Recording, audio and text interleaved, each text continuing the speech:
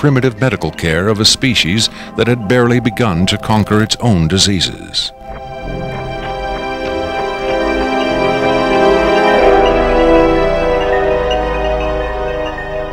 But as we will hear, there are those who claim that to the aliens, death is not a final end to be feared, but a mere transition.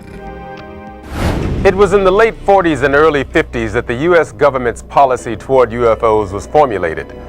Publicly, there was Project Blue Book, which made a great show of gathering data on all the major UFO sightings, finally declaring them all to be hoaxes, mass hysteria, or swamp gas. But secretly, there may have been another policy at work.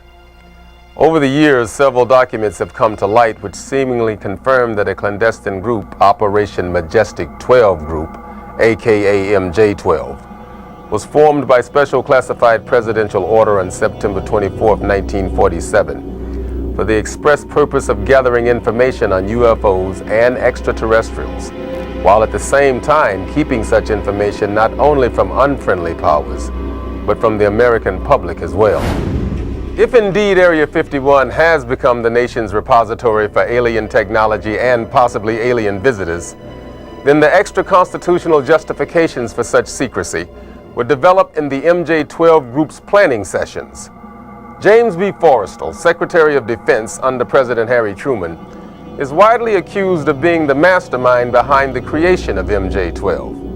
Once created, Majestic may have expanded its mandate beyond what Forrestal had intended.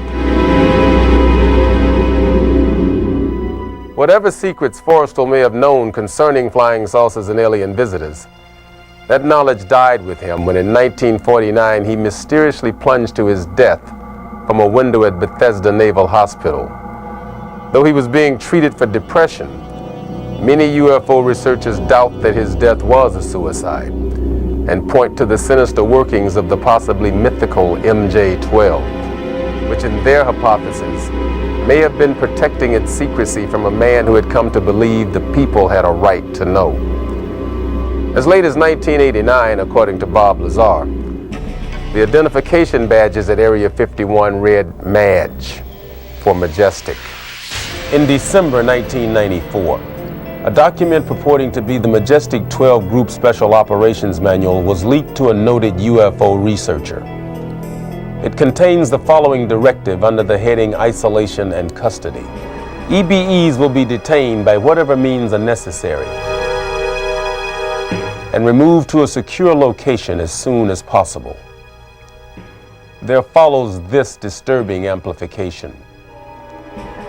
Although it is preferable to maintain the physical well-being of any entity, the loss of EBE life is considered acceptable if conditions or delays to preserve that life in any way compromise the security of the operations.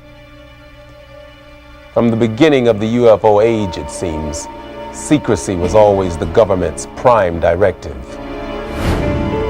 In 1988, another anonymous government source, codenamed Falcon, claimed that a second extraterrestrial biological entity, EBE-2, voluntarily became a guest of our government, allowing himself to be examined and interviewed. In this scenario, Area 51 became, for a time at least, a sort of extraterrestrial embassy, the setting for mankind's first attempt at diplomacy with beings from another world. Different sources disagree as to how communication was established.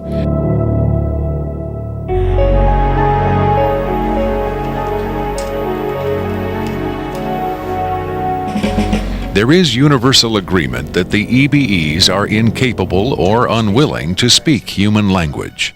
In addition to the pictographs used by EBE-1, it has been reported by Falcon that in the early 1950s, EBE-2 was fitted with some sort of artificial voice box, allowing him to speak words, and that he learned the English language very rapidly. Other sources doubt this story, however. By our kind, do you mean we Americans? What has been reported most persistently is that the aliens communicate via thought projection or telepathy. would have been tortured, made to give up their secrets, instead of questioned in this friendly manner. We cannot be forced to communicate. Has it been tried? Not by us. We speak to who's ever willing to listen. The idea of telepathic communication with alien beings carries with it the same doubts and controversy attached to telepathy itself. Do the practitioners of this ancient art really have the ability to read minds? Or are they crafty charlatans who simply tell the listener what he or she wants to hear? If the cynics are right, then the self-proclaimed telepaths recruited by the government in the 1950s were playing an astoundingly daring hoax by claiming to speak for the mute visitors from the stars. Defenders of telepathy call this notion preposterous and point to the long history of government-funded research into mind reading as proof that their science has merit. In the last 4 decades, there have been persistent, often contradictory rumors and even eyewitness accounts of other alien visitors meeting secretly with military or government officials. But what about today? The Tester Corporation has recently come out with a model kit of Gray, the extraterrestrial life form, and a scale model of the so-called sport model, the UFO Bob Lazar says he studied at Area 51. This UFO kit has quickly become one of the most successful model kits in the history of the company. If the military is, in fact, conducting tests of extraterrestrial spacecraft at Area 51,